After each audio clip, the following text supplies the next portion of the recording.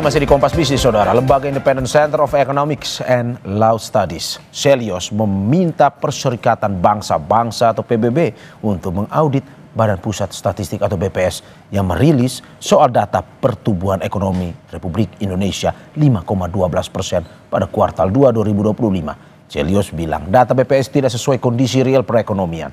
Kenapa harus ke PBB? Kita tanyakan langsung Direktur Kebijakan Publik Celios, Media Wahyudi Askar, melalui sambungan daring. Selamat pagi Mas Media. Selamat pagi Mas. Terima kasih sudah bergabung di Dialog Kompas Bisnis pada hari ini. Mas, pada akhirnya Celios meminta langsung kepada PBB, menyurati PBB. Seandainya apa angka pertumbuhan ekonomi yang dirilis BPS? Kenapa harus PBB sebenarnya? Iya Mas, kami menulis surat ke PBB sebagai langkah untuk ungkapan keprihatinan soal kemungkinan inkonsistensi dan ketidakakuratan data PDB kuartal kedua ya Mas, yang dirilis BPS. Karena banyak ekonom, pelaku usaha, dan masyarakat luas bingung karena data pertumbuhan ekonomi 5,12% itu di luar ekspektasi ya. Bahkan studi Reuters itu menyebutkan pertumbuhan ekonomi hanya 4,8%. Jadi kami mengirim surat ke Divisi Statistik PBB dan Komisi Statistik PBB yang bertugas melakukan pengawasan metodologi statistik yang valid. Jadi kami meminta mereka melakukan tinjauan diagnostik teknis terhadap kerangka perhitungan pertumbuhan ekonomi Indonesia. Termasuk juga mendorong melakukan peer review melibatkan ahli statistik independen profesional yang diakreditasi PBB. Saya terlibat selama beberapa tahun terakhir dalam berbagai mekanisme di PBB dan advokasi ini sangat mungkin dilakukan. Jadi meskipun mereka tidak memiliki fungsi investigasi hukum atau enforcement ya, tapi mereka bertanggung jawab untuk menciptakan data yang kredibel yang kemudian bisa apple to apple, bisa dibandingkan antar negara. Dan kami mengirimkan surat ini murni berbasis pertimbangan akademik yang terukur dan independen. Dan dari hasil estimasi kami ada potensi BPS setelah 6 dari 10 prinsip dasar statistik resmi PBB soal transparansi data, independensi data, termasuk juga persoalan penggunaan metodologi yang sesuai dengan standar-standar internasional. Jadi langkah ini tidak ada intensi untuk merusak citra pemerintah. Ini langkah yang biasa sebetulnya dalam dunia akademik. Justru kami cinta pada Indonesia, kita ingin data BPS lebih akurat, kita ingin bangsa ini lebih baik. Oke Mas Media, kalau dari pernyataan Anda bahwa ada data yang tidak sinkron, pastinya itu dibandingkan dengan data yang memang sudah dilakukan. Apakah mungkin Celios punya data atau perhitungan sendiri berapa angka pertumbuhan hasil hitungan yang Celios sendiri lakukan dibandingkan dengan BPS?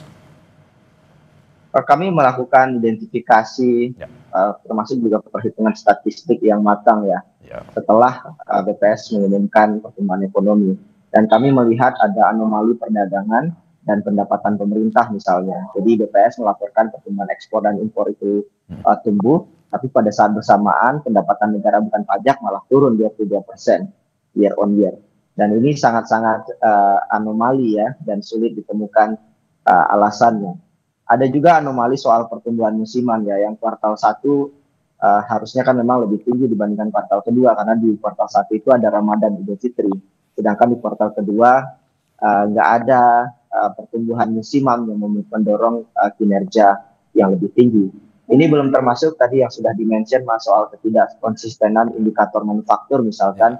Bagaimana mungkin manufaktur itu tumbuh, tapi pada saat yang sama data Purchasing Managers Index kita itu turun. Dan pada saat bersamaan kita tahu PHK di sektor ini naik 32% year on year selama Januari sampai Juli. Jadi PHK naik, tapi manufaktur naik. Ini sulit dicari logikanya. Itu hanya beberapa Mas di antara banyak anomali data yang lain, termasuk juga PMTB misalkan itu meningkat 6,99% tanpa penjelasan sektor-sektor apa yang menjadi penyumbang. Dan ada pertanyaan sebetulnya apakah impor alat pertahanan misalkan itu malah kini dimasukkan, atau ada indikator baru, metodologi baru yang digunakan tapi tidak diungkapkan ke publik. Jadi ini yang kemudian kami ingin meminta transparansi dari BPS. Karena kalau kita bisa belajar dari banyak negara di dunia, misalkan Yunani itu mengalami krisis hutang, itu terjadi karena mereka memanipulasi data defisit saat itu. Dan IMF, Uni Eropa, Badan Statistik Eropa melakukan investigasi dan menuntut revisi data. Dan Kemudian lembaga-lembaga internasional mendorong adanya transparansi dan standar pelaporan yang baik dan benar. Begitu juga di Argentina misalkan. Jadi yang kami ingin sampaikan juga adalah kalau memang datanya benar, ya ungkapkan saja begitu ya. Kenapa demikian? Tetapi kalau datanya kemudian cenderung dipoles atau ada pendekatan metodologi baru yang digunakan tanpa pengungkapan ke publik, saya kira ini harus menjadi bagian diskursus sains akademik yang harus dibuka ke publik untuk dilakukan bersama-sama. Oke, Mas, kalau misalkan dari pertanyaan Anda, jujur saja, terbuka saja terkait dengan data yang sebenarnya. Oke, pertanyaan yang sebenarnya mungkin saja menjadi kegelisahan adalah bagaimana metodologinya sebenarnya. Kalau misalkan ini masih ada kejanggalan seperti yang disampaikan oleh Anda, Mas. Tapi sebelum dijawab, Mas, terkait dengan metodologi tersebut, kita akan lihat terkait dengan angka-angka pendukung pertumbuhan ekonomi yang dipaparkan Badan Pusat Statistik yang jadi pertanyaan ekonom. Ini antara statistik dan realita ekonominya berbanding terbalik. Pun juga ekonom meminta BPS membuka metodologi perhitungan. Berikut tayangannya. Angka pertumbuhan ekonomi kuartal 2 yang dirilis Badan Pusat Statistik atau BPS belum usai memantik tanda tanya. Beberapa data yang pemerintah klaim dinilai tidak match atau tak cocok dengan realitas di lapangan. Kita belum pernah mengalami pertumbuhan investasi yang hampir mencapai 7% kecuali pada masa pra-pandemi. Nah, jadi artinya ini kalau memang betul itu merupakan realita, ada penjelasan dari sisi investasi pada sektor-sektor apa, karena ini artinya adalah penanaman modal yang masuk sangat masif ya. Nah, ini yang perlu dijelaskan yang pertama. Kalau dari hitung-hitungan kami memang di kuartal kedua ada kecenderungan peningkatan dari sisi investasi, tapi tidak sampai 7% ya, di sekitar 3-4%. Lalu yang kedua adalah dari sumber pertumbuhan konsumsi rumah tangga. Nah, ini bukan hanya magnitude tapi juga dari arah trennya. Dari semua leading indikator yang kami baca, nah kami prediksikan konsumsi rumah tangga pada kuartal kedua akan lebih lambat pertumbuhan secara year on year dibandingkan dengan kuartal 1. Nah, karena leading indikator mulai dari indeks penjualan retail, penjualan barang-barang durable goods ya, lalu juga dari sisi persepsi ya konsumen dan juga pelaku usaha, dan berbagai macam leading indicators yang lain rata-rata menunjukkan pelemahan. Ekonomi Indonesia kuartal 2 melesat 5,12%. Ini adalah pertumbuhan tertinggi sejak kuartal 3 tahun 2023 atau 2 tahun terakhir. Konsumsi rumah tangga yang menyumbang pertumbuhan ekonomi dengan porsi 54,25% hanya tumbuh 4,97%. Padahal Menko Ekonomi Erlangga Hartarto mengklaim data retail memuaskan karena membaik. Pertumbuhan ekonomi Indonesia di kuartal kedua 5,12 dan ini adalah pertumbuhan tertinggi dalam beberapa kuartal terakhir, dan tentunya dengan pertumbuhan ini kami juga melihat beberapa perusahaan publik juga sudah mengumumkan hasilnya, terutama perusahaan retail, dan dari hasilnya terlihat semuanya mengalami perbaikan atau lebih baik daripada semester 1 tahun lalu.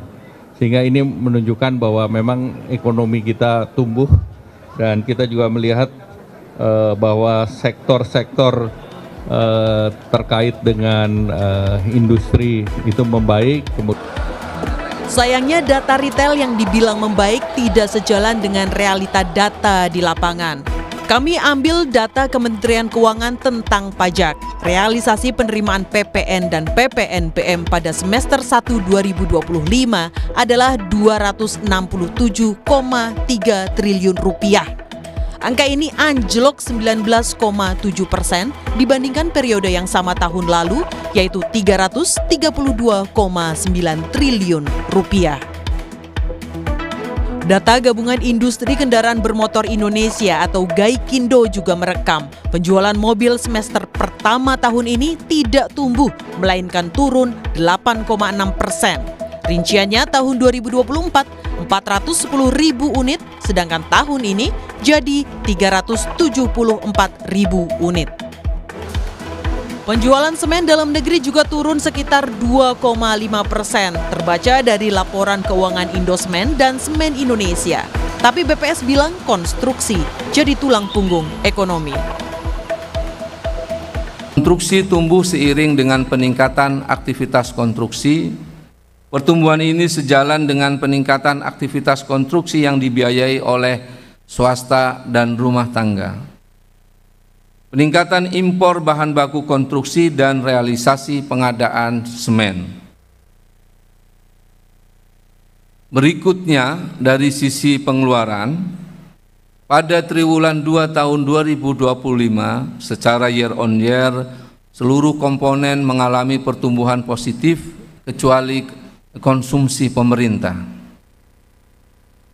Komponen pengeluaran yang memberikan kontribusi terbesar terhadap PDB adalah konsumsi rumah tangga dengan kontribusi sebesar 54,25%. Pertumbuhan ekonomi yang lebih tinggi dari ekspektasi mayoritas ekonom dan diklaim karena daya beli terjaga juga tak ditunjukkan oleh data Bank Indonesia.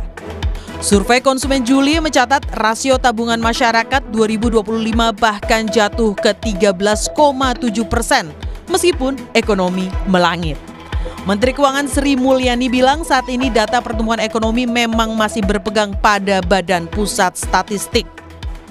Ya, kita selama ini menggunakan BPS kan ya, jadi BPS tentunya menjelaskan mengenai datanya, metodologinya, sumber informasinya. Kita tetap mempercayai BPS. Kan kita lihat semua indikator berdasarkan BPS, data set mengenai rumah tangga juga dari mereka. Jadi saya rasa BPS tetap berpegang pada integritas dari datanya.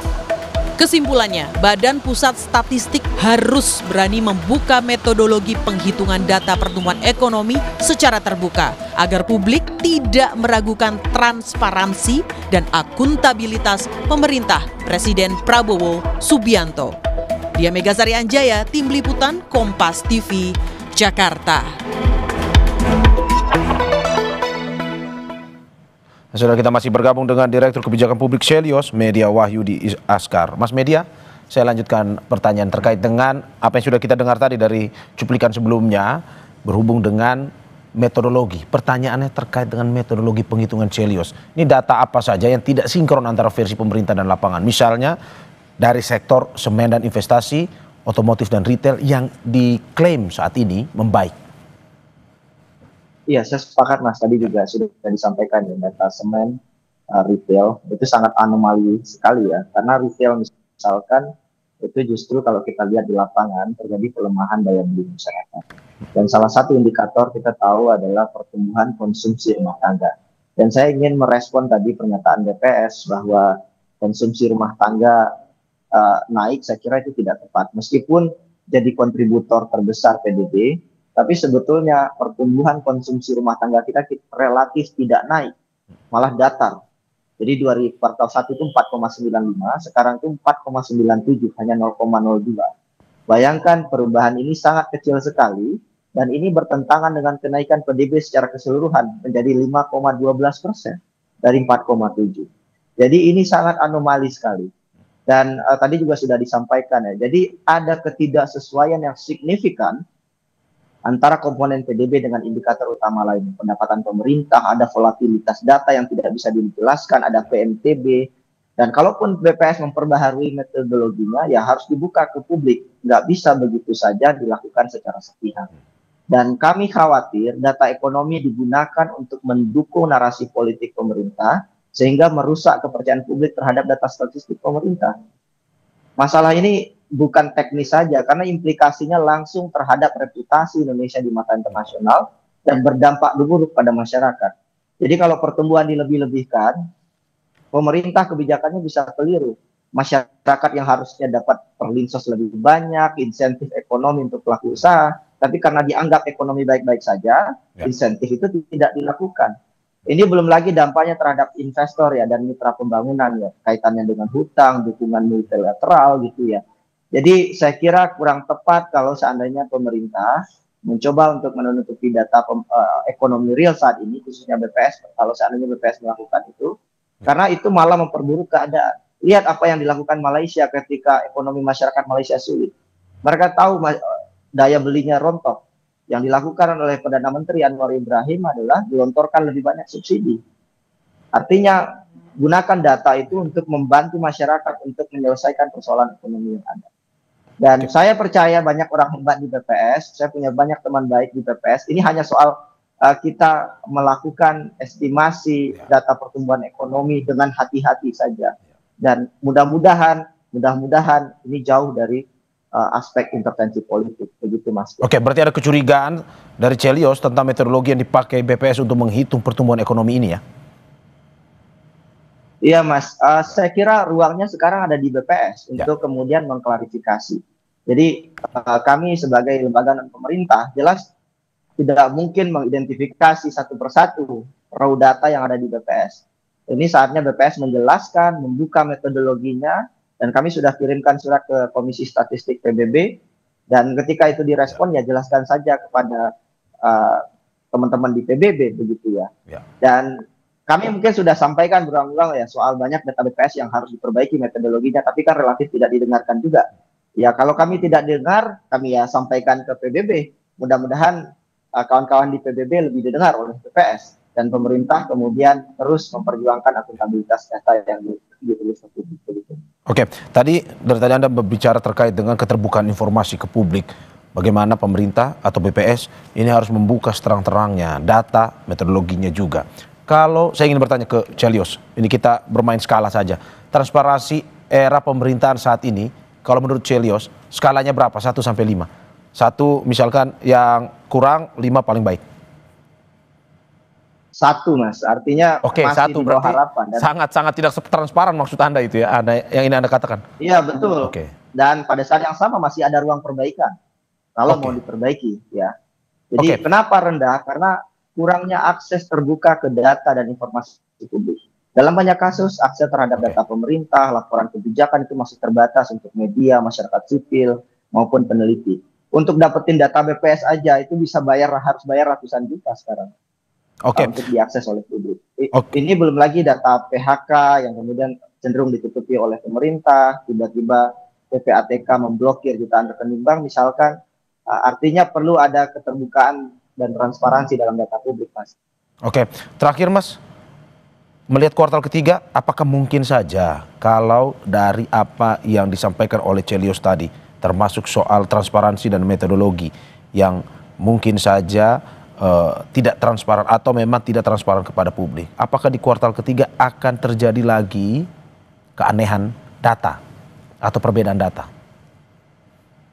Terus terang saya berharap jangan sampai terjadi lagi, Mas. Karena ada banyak akademisi hebat, peneliti hebat, investor, orang-orang yang di luar pemerintah ini mengawasi dengan baik pemerintahan. Karena mereka sayang juga dengan pemerintah, gitu ya. Jadi seburuk-buruknya situasi, kalau ditutupi pasti akan terbuka juga, begitu. Malah lebih baik apa adanya, karena ketika kita apa adanya, kita tahu apa yang akan dilakukan, kita tahu solusinya. Ya, jadi menurut saya BPS harus menjadi lembaga independen, kemudian melakukan upaya secara signifikan untuk memperkuat partisipasi dari publik, begitu ya. Kemudian memastikan bahwa data yang dirilis itu adalah data yang valid, begitu ya. Karena otomatis ini faktornya akan mempengaruhi kepercayaan publik ya. Jadi jika informasi yang disampaikan tidak terbuka dan jujur, gitu ya, otomatis kepercayaan terhadap pemerintah kan menurun dan melemahkan legitimasi dan stabilisasi politik itu sendiri. Jadi menurut saya kira hari ini data dan informasi yang kurang transparan pasti implikasinya ke perencanaan dan evaluasi kebijakan. Mudah-mudahan di kuartal berikutnya anomali ini tidak terjadi lagi, Mas, begitu ya. Karena gimana mau mengurangi masyarakat miskin kalau pemerintah nggak menganggap masyarakatnya miskin? Bagaimana mau memberikan insentif terhadap pelaku usaha kalau seandainya data yang dilakukan, yang dirilis itu basisnya tidak tepat dan kemudian membingungkan banyak pengambil kebijakan. Oke. Ya, kata kuncinya bagaimana mau membantu masyarakat jika data yang disampaikan tidaklah tepat. Terima kasih Direktur Kebijakan Publik Celios Media Wahyudi Askar atas apa yang disampaikan. Semoga bisa menjadi koreksi juga ya terhadap apa yang disampaikan untuk transparansi ke depan. Terima kasih sekali lagi Mas. Sehat-sehat selalu. Terima kasih Mas.